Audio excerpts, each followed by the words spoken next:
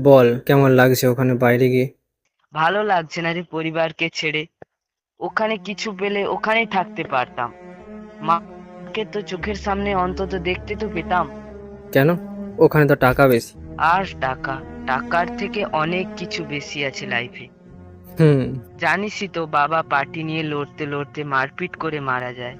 এরপর পরিবারকে অনাথ করে দিয়ে যায়। কি করব বল আমি? টাকা লাগে যে বাঁচতে গেলে। মা বোন তাদের একমাত্র সম্বল তো আমি। ওখানে অনেক তো চেষ্টা করলাম, কিছুই হলো কি? এই সরকার সব শেষ করে দিয়েছে। না না, এই সরকার শেষ করার আগে তোর বাবার মতো কিছু মানুষ আর আমরাই সব শেষ করেছি।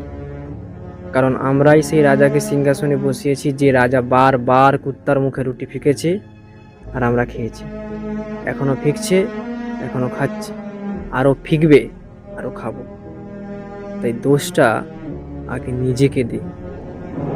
রাজায় রাজায় লড়ে আর প্রজারা মরে। তাই রাজনীতির জায়গায় থাক, সেটা মানুষকে যেন না গিলে ফেলে। পাল্টানো দরকার, পাল্টালে সব ঠিক হয়ে যাবে। হুম হুম হয়তো। যেই যায় লঙ্কায় সেই হয় রাবণ।